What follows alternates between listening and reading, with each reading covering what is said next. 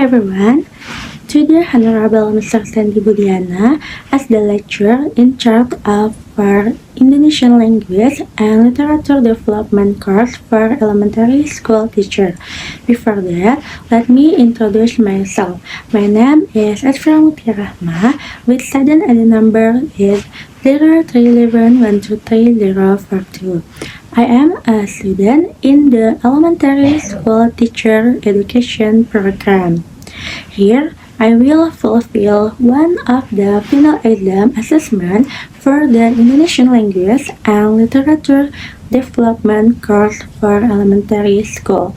On this occasion, I will explain the material on the concept of deep learning in Indonesian language and literature at the elementary school level.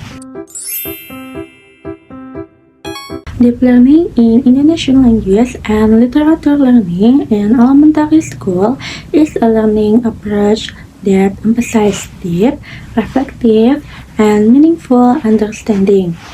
The goal is to create language learning that is more innovative and contextual and capable of shaping students who are literate, critical, and adaptive.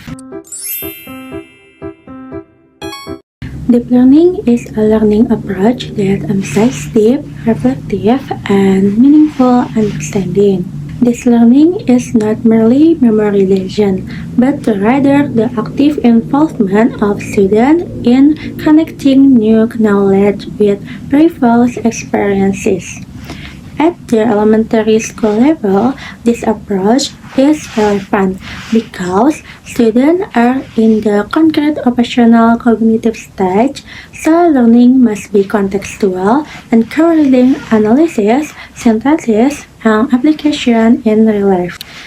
Deep learning aims to develop students who are critical, creative, and confident through discussion, experiment, project, and reflection. This process encourages students to evaluate what they have learned, recognize their shortcomings, and continuously improve their competencies. In this way, learning does not stop at mastering concepts, but rather at the ability to relate knowledge to life experiences. Deep learning focuses on three main pillars. The first, mindful learning, linking new concepts to exciting experiences so the learning feels relevant.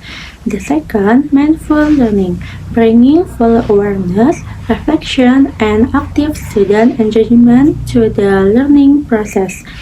And the last, joyful learning, creating a fun, collaborative, and motivating learning environment.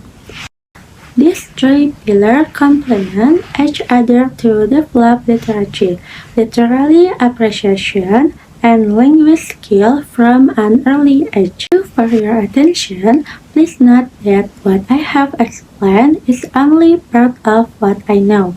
There are many other explanations out there. I hope my explanation is useful for all of us.